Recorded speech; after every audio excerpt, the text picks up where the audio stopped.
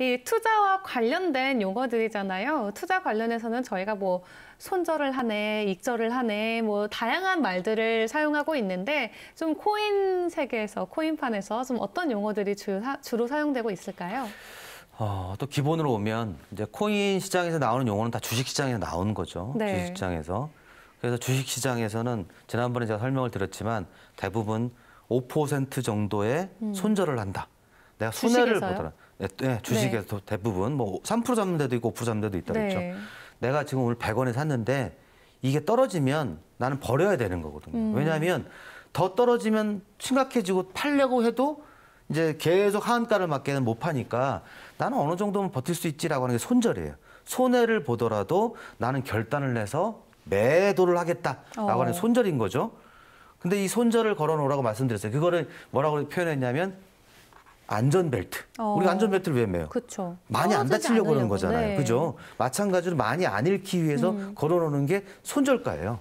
근데 손절가를 안 걸어놓고 주무셨어요. 근데 아침에 일어났는데 12%가 떨어져 있어요. 아이고. 그러면 코린이들은 아 이게 다시 오를 거야 이런 생각을 절대 안 합니다. 그쵸. 더 떨어지면 어떡하지? 라고 해서 12%에 던집니다. 아, 난 손절했어. 라고 얘기하잖아요. 이거 손절이 아니에요. 아까 뭐라 그랬죠, 이거를? dom황차, 네. 패닉셀이라고 부르는 거죠.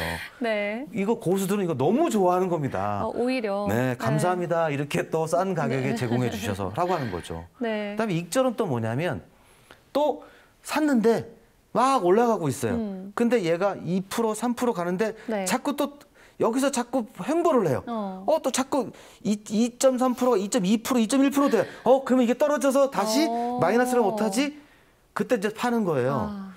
나 익절했어 그러잖아요. 이건 익절이 아닙니다, 이거는. 그냥 수수료만 낸 거예요. 수수료값밖에 안 된다? 안 되는 거죠. 그래서 익절도 잘해야 되는데 또 올라갈 때는 한도 끝도 없이 올라가니까 못 팔아요. 그래서 익절도 내가 걸어놓으라고 말씀드리는 게 10% 정도 되면 걸어놔라. 네. 근데 코린이들은 또 15%, 20% 갈 거야. 그치. 천만의 말씀 또 10%에서 또 5% 떨어집니다. 네. 그럼 또 그때 팔면 또 고맙습니다라고 또 받는다는 거죠. 그거를 너무나 잘 알고 있다는 거예요. 그래서 손절과 익절은 반드시 익히고 연습을 하시라는 거죠. 지난 말씀드렸지만 100만 원도 작은 돈은 아니지만 100만 원 갖고 연습을 하셔라. 네. 그리고 나서 들어오셔야 되는데 좀 땄어. 100만 원, 1000만 원. 제가 그래서 그때 좀 그 약속을 어겼던 게 1000만 원이 2천만 원, 4천만 원까지 갔다 그랬잖아요. 코린이를 빙의하다 보니까 네. 이런 게 있고요. 김치 프리미엄은 또 제가 또 준비를 했지만 다른 나라에서 미국 같은 경우에서 보게 되면 우리나라와 또 차이가 있어요. 네. 그래서 처음에는 많은 분들이 미국에 사서 그다음에 이제 한국에 팔았죠. 그러면 이제 김치 프리미엄이 3%에서 5% 발생했다는 거죠. 그래서 한국 사람들이 성격이 급해가지고 오르면 막 사고 또 던질 땐 막 던집니다. 그러다 보니까 이제 이런 김치 프리미엄이 생기더라. 이걸 이용을 해서 많은 그 차익을 발생을 시켰는데 네. 이런 부분들도 이제 우리가 좀 알아야겠다. 그래서 그 가격이 보면 3%에서 5%예요. 그래서 보시면 알겠지만 거래를 할 때 이 거래 그 시스템에 보면 네. 지금 글로벌 가격과 3% 정도 차이가 있습니다. 그쵸? 글로벌 가격과 5% 정도 차이가 있습니다. 이 얘기는 뭐냐면 내가 지금 과매수하고 있다.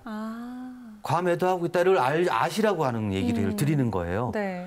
그래서 5% 정도 차이 났다는 얘기는 저기 다른 나라 사람들은 이거를 나는 뭐 95원에 샀는데 나는 지금 100원에 좀 사고 있다는 거죠. 네. 그렇게 막 불나방처럼 막 달려들지 말으라고 이제 말씀을 드리는 거거든요. 네. 그래서 이런 용어를 말씀드린 거고요. 네. 또 이어서 이 비트코인 도미넌스, 이더리움 도미넌스 또 종종 얘기하고 저희가 차트 읊을 때도 항상 말씀을 드리는데 이 점유율이 우리 시장에서 왜 중요한가요? 자, 도미넌스는 뭐냐면 뭔가 이제 전체 양에서 네. 그게 차지하고 있는 점유율이라든가 또는 뭐 이제 그 영향력 뭐 이런 거거든요. 네. 도미넌스라고 하는 용어가. 그런데 비트코인 도미넌스가 되게 중요한 이유는 뭐냐면 네. 전체 시장 중에 비트코인 차지하는 비중이 얼마나 되죠? 지금 41% 41%죠. 네. 근데 보통은 50% 잡았었거든요. 전체 2,000조 시장 중에 1,000조가 비트코인이었어요. 네. 그래서 이 비트코인이 어떻게 움직이느냐에 따라서 비트코인의 양이 막 늘어나면 알트코인들의 양이 줄어들겠죠. 네. 관심이 떨어지겠죠. 네. 그러면 당연히 비트코인은 오르지만 알트코인은 떨어질 수밖에 없어요. 관심이 떨어지니까. 근데 비트코인이 아까 얘기한 50에서 40으로 쭉 빠졌어요. 그러면 알트코인 60이 됐다는 얘기죠. 그럼 많은 사람들이 알트코인에 관심을 갖는다는 거예요. 근데 비트코인이 30이 됐어요. 네. 그럼 알트코인 70이 되겠죠. 그렇다는 얘기는 알트코인 시장이 더 커지구나. 아, 그러면 알트코인에 투자하는 게 더 유리할 수 있겠다. 이런 걸 알아야 되는 거예요. 그래서 비트코인 도미넌스도 보고, 아, 지금 40%에서 왔다 갔다 하면서 네. 41%, 40% 가는데 이게 쭉 올라가서 비트코인 50% 간다는 얘기는 비트코인이 더 투자를 하는 게 맞겠다는 거고요. 이 도미넌스가 떨어진다는 얘기는 알트코인을 가는 게 맞겠다. 네. 그래서 이런 것도 체크하셔야 한다는 거죠. 어... 제가 말씀드리지만